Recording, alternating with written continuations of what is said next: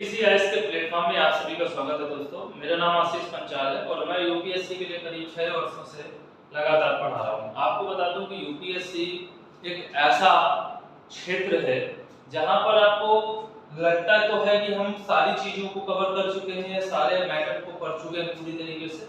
आपको एक चीज बताते हैं कि यूपीएससी डीप जाता है। डीप कैसे जाता है कि जब हम कभी किसी चीज को पढ़ते हैं, बहुत सारे बच्चे कहते हैं कि हम लक्ष्मीकांत को पढ़कर हटा देते हैं, ठीक है, लक्ष्मीकांत मुझे रट गई थी, परंतु और लक्ष्मीकांत जब वो पेपर देने जाते हैं ना तो ऐसा लगता है उनको कि हम लक्ष्मीकांत को रट के आए हैं और हमारे सारे क्वेश्चन सही हो जाएंगे पॉलिटी के, ठीक है।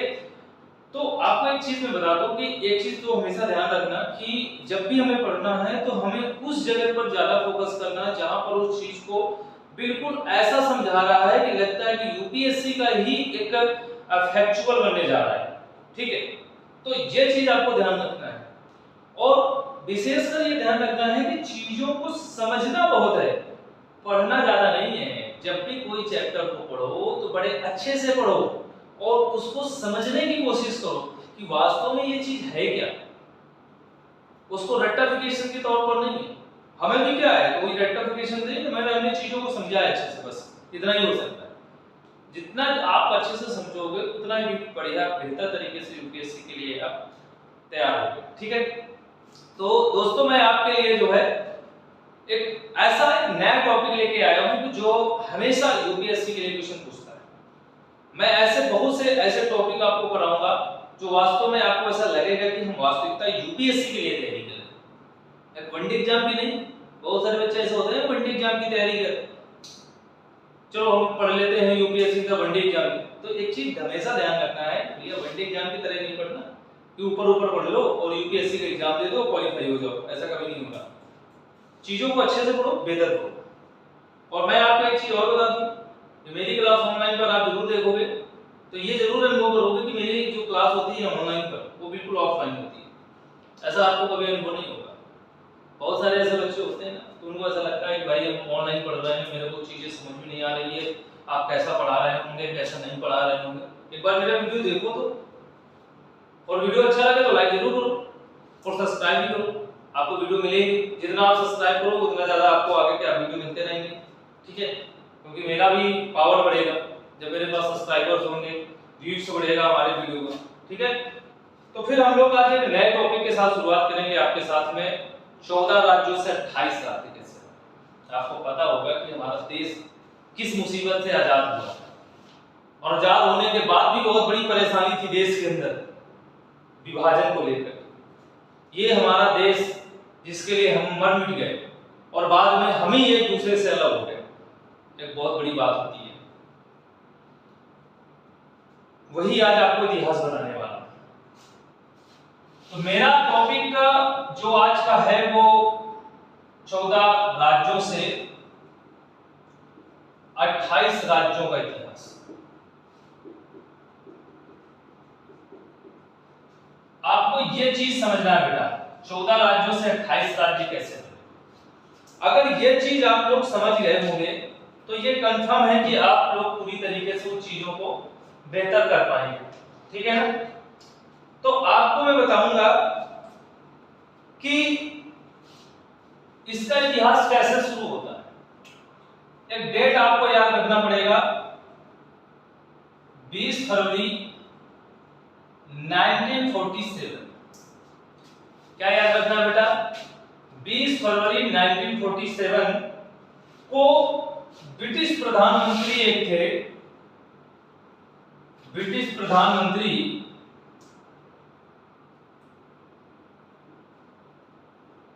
आपसे क्वेश्चन पूछ सकता है पेपर कि जब हमारा देश आजाद हुआ था उस समय ब्रिटेन के प्रधानमंत्री कौन थे।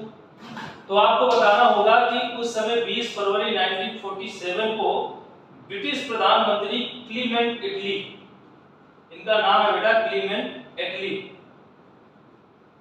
एटली ने क्या किया, घोषणा कर दी। आपको बता दें उन्होंने घोषणा कर दी कि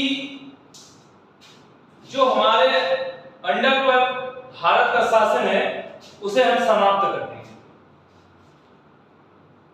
30 जून 1947 को उन्होंने कहा कि 3 जून 1947 को हम देश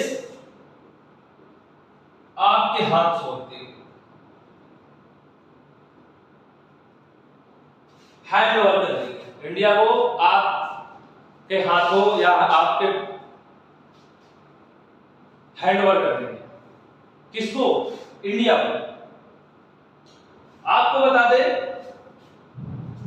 अब बात ये आती है कि हमारे यहां मुस्लिम लीग को बहुत बड़ी बात आती है। मुस्लिम लीग ये स्वीकार नहीं कर रही थी। मुस्लिम लीग का मतलब था कि भारत का जो विभाजन हो वो दो राष्ट्रों में हो। मतलब उनके लिए, मुस्लिम लीग के लिए सबसे पहली बात थी किसी देश की आजादी को लेकर कि नहीं, एक अलग पाकिस्तान राज्य बनाने के लिए, अलग पाकिस्तान राष्ट्र को सृजित करने के लिए। अब पाकिस्तान को सृजित करने के लिए जब बात आई तो इस बात को इन्होंने स्वीकार नहीं किया कि हम हैंडओवर, हमारा भारत हमारे हाथों सौंप दिया जाएगा। उसी समय 3 जून 1947 को, यह डेट है 3 जून 1947 को, एक योजना भारत आती है और इस योजना का नाम होता है माउंटबेटन योजना। क्या होता है बेटा? माउंटबेटन योजना। तो आपको पढ़ना होगा माउंटबेटन योजना के बारे में। माउंटबेटन योजना, माउंटबेटन योजना भारत में लाई जाती है और इसका उद्देश्य होता है कि भारत को दो राष्ट्रों में विभक्त करना या दो डोमिनियन स्टेट में इसको अलग करना, डोमिनियन स्टेट का दर्जा देना भारत को। एक पाकिस्तान बनेगा और एक भारत का सृजन किया जाएगा, मतलब भारत ही दो राष्ट्रों में विभक्त हो जाएगा। इस योजना को प्रस्तुत किया गया और इस योजना को जब प्रस्तुत किया गया तो मुस्लिम लीग ने इसको स्वीकार कर लिया।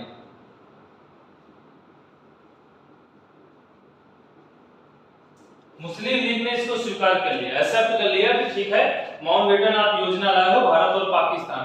क्योंकि आपको बता दें माउंटबेटन योजना, आप जानते हैं माउंटबेटन योजना, भारत में इस योजना का मुख्य उद्देश्य था भारत और पाकिस्तान का विभाजन करना, और उन्होंने भारत और पाकिस्तान का विभाजन कर दिया 3 जून 1947 में योजना को ला करके, और उसमें मुस्लिम लीग ने हस्ताक्षर कर दिया कि योजना हमारे लिए बिल्कुल सही योजना लाई गई है ब्रिटिश सरकार के द्वारा। अब तो इनको बल्ले बल्ले हो गया भाई, जो मुसलमान चाहते थे वो इनको बल्ले बल्ले हो गया। अब वो चाह रही है कि नहीं, हाँ भैया हमको हमारा राष्ट्र हमको अलग मिल जाएगा भारत से। अब बात ये आती है बेटा कि इसमें जो है सबसे पहले कि इतना होने के बाद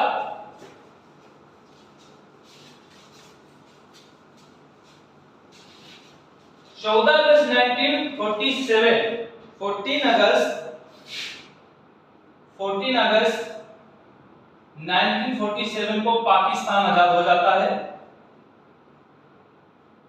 पाकिस्तान आजाद हो जाता है और 15 अगस्त 1947 को भारत को आजादी मिल जाती है। इस तरह भारत और पाकिस्तान दो राष्ट्रों में विभक्त हो जाते हैं। अब आपको पता है कि हमारा जो संघ था, भारतीय संघ, वो ब्रिटिश प्रांतों में विभक्त था बेटा।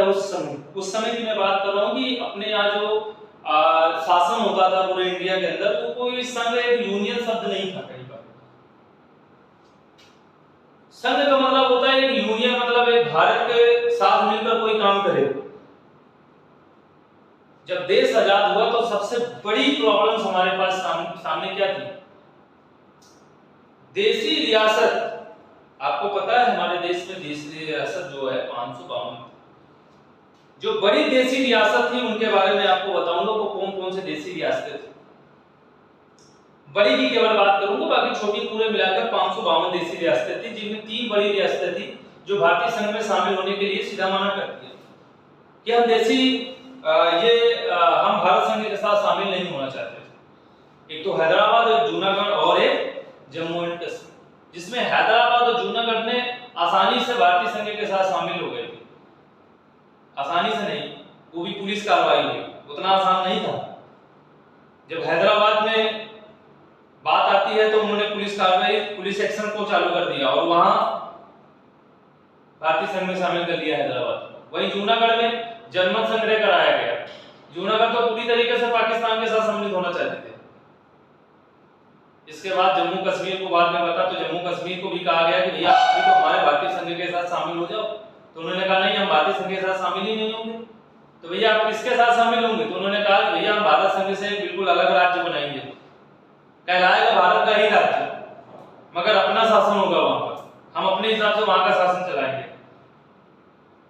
तो कह रहे भैया ठीक है चला लो। और जब इतनी बात आती है बेटा, तो आगे चल के क्या होता है कि पाकिस्तान ने हमला बोल दिया। हमसे अलग तो हो गए, पाकिस्तान ने हमला बोल दिया, वहां के कबीले और वहां के कश्मीरी पंडितों को मौत के घाट उतार दिया।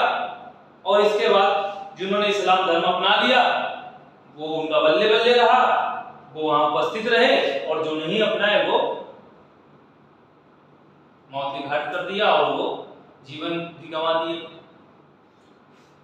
इसके बाद राजा हरि सिंह वहां के राजा थे, हिंदूवादी राजा होने के बाद भी उनको ये समझ में नहीं आ रहा था कि कैसे हम काम करें। उनको तो ऐसा लग रहा है कि जैसे शासन चल रहा है वैसे शासन चलता रहेगा, किसी प्रकार की कोई दिक्कत नहीं।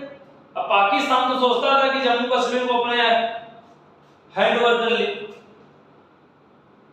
अब कारण बात यही बनी उनके सामने कि पाकिस्तान मुझसे जा ना पाए, सॉरी जम्मू एंड कश्मीर पाकिस्तान के लोगों ने सोचा। अब जब ऐसा राजा हरि सिंह को पता चला कि ऐसा हो रहा है और लगातार पाकिस्तान हमला करता रहेगा और हम आजाद होने के बाद भी ऐसी स्थिति पे जीते रहेंगे और हमारा शासन भी बेहतर नहीं होगा यहाँ, तो उन्होंने कहा कि भैया हमें भारतीय संघ के साथ मिला तो लो, मगर हम भारतीय संघ के साथ सिर्फ 3 प्रावधानों पर अपने हस्ताक्षर करेंगे, एक विदेशी मामले पर, एक रक्षा मामले पर और एक संचार माध्यम। ये चीज हुई। तो वही बात आपको मैं बताने जा रहा हूँ कि 15 अगस्त को 1947 को भारत को जब आजादी मिलती है तो भारत में जो राजनीतिक इकाइयां होती हैं स्वतंत्रता के बाद,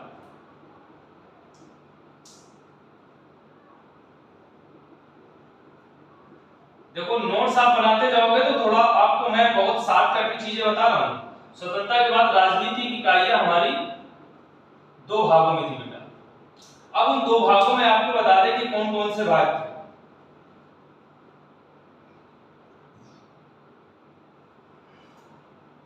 एक ब्रिटिश प्रांत के रूप में और एक देसी रियासत के रूप में।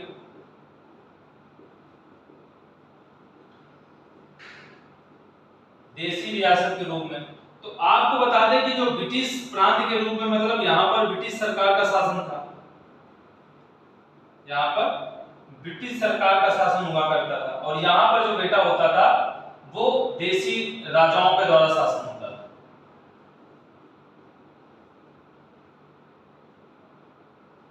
देसी राजाओं का शासन जिसे हम लोग बोल देते, शॉर्टकट में बोल देते बेटा राजशाही शासन।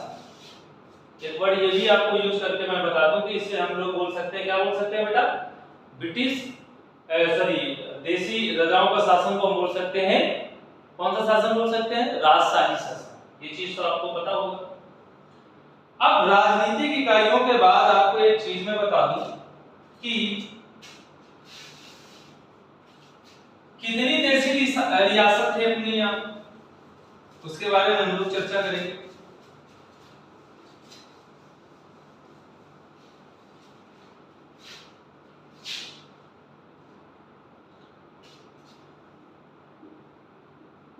देसी रियासत जिसको बोलते हैं इंग्लिश में प्रिंसली स्टेट्स। अब आपको बता दें कि इस देसी रियासत में जो संख्या थी वो 552 थी, ठीक है। उस 552 में 549 आसानी से भारतीय संघ में शामिल कर लिए गए।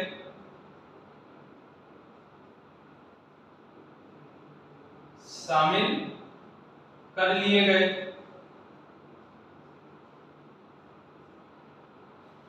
बात आती है कि जो ये तीन बचे, तीन देसी रियासत, और वो तीन देसी रियासत कौन कौन से थे बेटा? देखो रियासत ऐसे कर लो, देसी रियासत, ठीक है। अब वो देसी रियासत वो तीन कौन कौन थे? तो वो चार आप बनाओ ऐसे करके। एक तो था जो आपका जम्मू एंड कश्मीर, ठीक है। एक आपका था हैदराबाद, और एक था आपका जूनागढ़, ठीक है। ये तीन थे आपके पास जो भारतीय संघ में आसानी से सम्मिलित नहीं हुए। भारतीय संघ में शामिल नहीं हुआ और हैदराबाद को भारतीय संघ में शामिल किया गया पुलिस कार्रवाई द्वारा, पुलिस कार्रवाई द्वारा, और जूनागढ़ को सम्मिलित किया गया जनमत संग्रह करके, ठीक है। और जम्मू कश्मीर देसी रियासत स्वतंत्र रही। जम्मू कश्मीर देसी रियासत क्या रही? उन्होंने स्वतंत्र घोषित किया, स्वतंत्र घोषित किया। इतनी चीज आपको पता होनी चाहिए। तो आप ये चीज नोट कर सकते हैं। क्या क्या नोट कर सकते हैं आप? नोट करने के पीछे आपको सबसे पहले लिखना देसी रियासतों की संख्या कितनी थी? 552 थी, जिसमें से 549 आसानी से भारतीय संघ में शामिल कर लिए जाते हैं, ठीक है। और इसके बाद तीन जो देसी रियासतें थी वो भारतीय संघ में आसानी से सम्मिलित बेटा नहीं हुई थी, ठीक है। आसानी से सम्मिलित नहीं हुई थी। तो इनमें कौन कौन सा था? जम्मू एंड कश्मीर, हैदराबाद और जूनागढ़। ये चीज आपको पता होनी चाहिए। इतनी बात तो आप लोगों को पूरी तरीके से कंफर्म हो गई होगी, ठीक है ना। उतनी बात आप लोग लिख भी चुके होंगे, ठीक है। अब हम लोग चलते हैं आगे।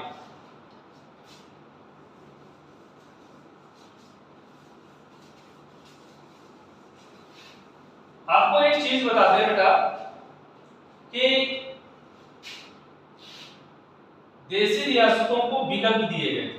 कौन कौन से विकल्प थे? विकल्प भी दिए गए थे। आप भारतीय संघ के साथ शामिल होना चाहते हैं या आप पाकिस्तान के साथ शामिल होना चाहते हैं,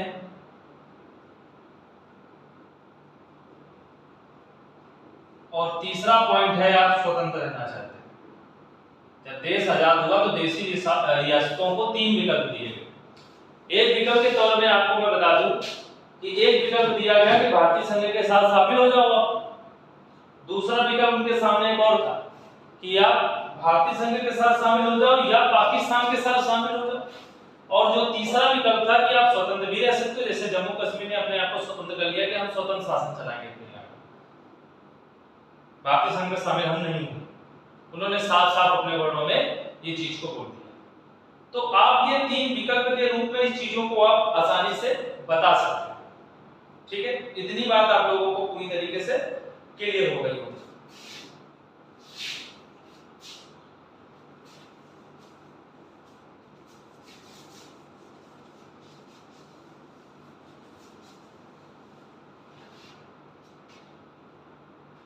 अब जब जम्मू कश्मीर शामिल नहीं हुआ तो पाकिस्तान के लोगों ने, पाकिस्तानी कबीलों ने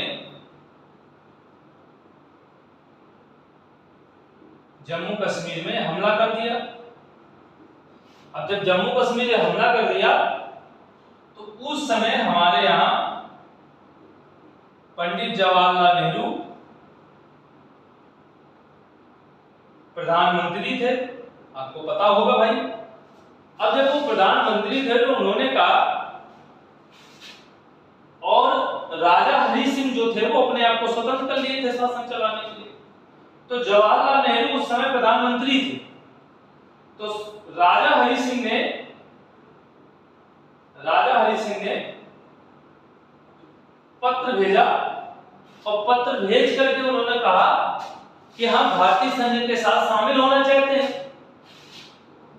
क्या होना चाहते हैं? भारतीय संघ के साथ शामिल होना चाहते हैं, होना चाहते हैं, तो कह रहे हैं ठीक है भाई आप आ जाओ। तो कह रहे हैं हम सिर्फ केवल आपको अधिकार सिर्फ 3 क्षेत्रों के लिए देंगे भारतीय संघ में शामिल होने में। तो भैया कहें कौन कौन से, तो कह रहे बता दो भाई कौन कौन से आप देना चाहते हो। कह रहे जो भी हमारे विदेशी मामले होंगे वो आप संभालेंगे। दूसरा भैया कहे कौन सा है और बता दो अपना। कह रहे दूसरा जो हमारा होगा वो संचार व्यवस्था आप संभाल लेंगे, और जो हमारा तीसरा होगा वो भैया रक्षा मंत्रालय होगा, रक्षा मामले होंगे, वो आपके हैंड ओवर करे दे रहे हैं तीनों चीज, और हम तब शासन चलाएंगे। हम विदेशी सत्ता से तो मुक्त रहेंगे, करीब हमारे ऊपर जो हमला होंगे तब तो आप भारतीय संघ भारत सरकार उस पर हमारा काम करेगी, हम पूरी तरह से मुक्त हो जाएंगे, हमको सुरक्षा अच्छी मिल जाएगी, आर्मी सेना मिल जाएगी हमको सुरक्षा के लिए।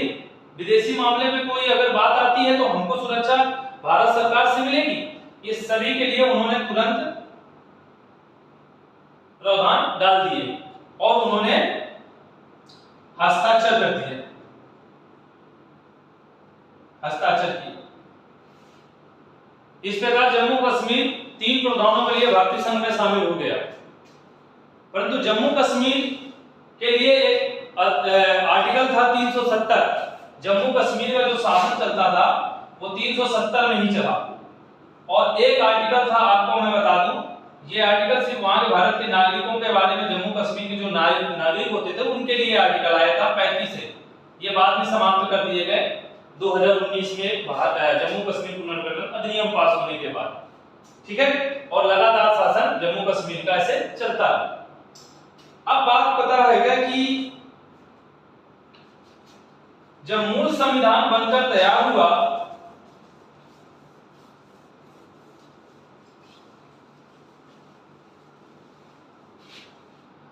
मूल संविधान बनकर तैयार हुआ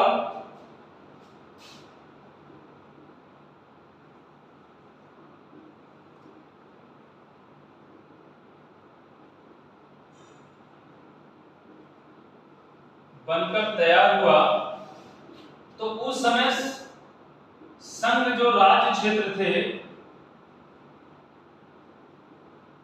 वो 4 श्रेणियों में बांट दिए गए,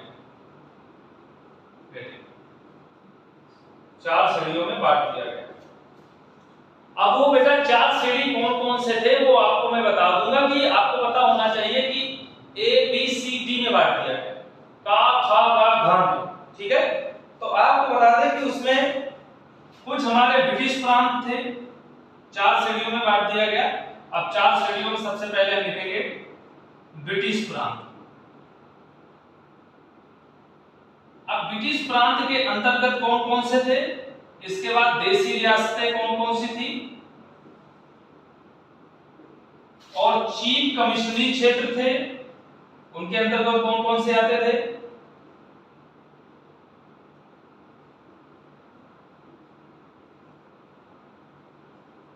और चौथा है पार्ट अंडमान निकोबार, ये बिल्कुल अलग था, आपको बता दें। पहला आपका ब्रिटिश प्रांत, दूसरा देशी रियासत, और तीसरा चीफ कमिश्नरी क्षेत्र, और फिर चौथा है आपका अंडमान। अब आपको बताते हैं कि ब्रिटिश प्रांत के अंतर्गत कौन कौन से थे। ब्रिटिश प्रांत के अंतर्गत असम, नंबर दूसरा पश्चिम बंगाल, और जो हमारा तीसरा था बिहार, मुंबई, मद्रास,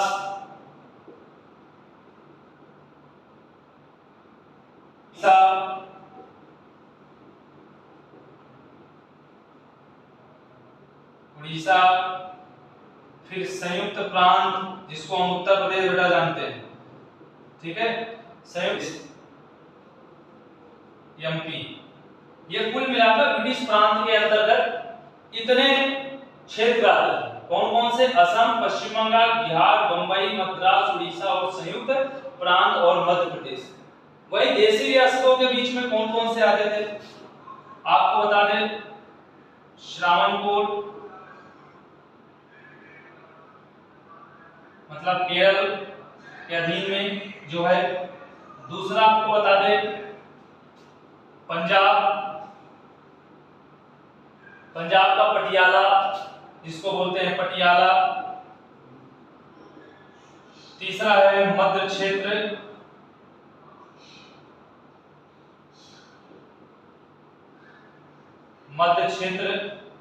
तो पहला आपको पता है कि श्रवण कौन होगा, पंजाब होगा, पंजाब के बाद मध्य क्षेत्र होगा, इसके बाद मध्य क्षेत्र या मध्य भारत मैसूर होगा,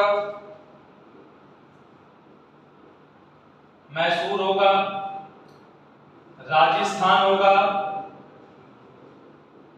6 नंबर में सौराष्ट्र होगा, जो गुजरात का सौराष्ट्र प्रदेश है वो होगा।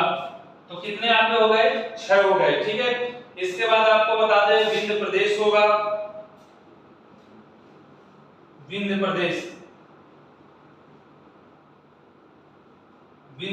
प्रदेश। तो ये बात क्लियर हो गई, श्रवणपुर होगा, पंजाब होगा, मध्य क्षेत्र होगा, मैसूर होगा, राजस्थान होगा और विंध्य प्रदेश होगा, ठीक है ना। क्या होगा, विंध्य प्रदेश होगा। तो इस प्रकार से आपको पता होना। और जम्मू कश्मीर और हैदराबाद, जम्मू कश्मीर और 9 नंबर में हैदराबाद, ये देसी रियासतों के बीच अधीन, जो देसी रियासत का शासन था इन क्षेत्रों में बांट दिया गया कि इनको इतने क्षेत्रों में, देसी रियासतों में मतलब संघ राज्य जो क्षेत्र है उनको 4 श्रेणियों में बांटा गया। 4 श्रेणियों में ब्रिटिश प्रांत के कुछ क्षेत्र थे और कुछ देसी रियासत के अंतर्गत आते और कुछ चीफ कमिश्नरी क्षेत्र थे। अब चीफ कश्मीर क्षेत्र में आपको बता दें आपका अजमेर था, कर्नाटक का कुर्ग जिला होता था। पहला आपका अजमेर था और कर्नाटक का कुर्ग जिला था।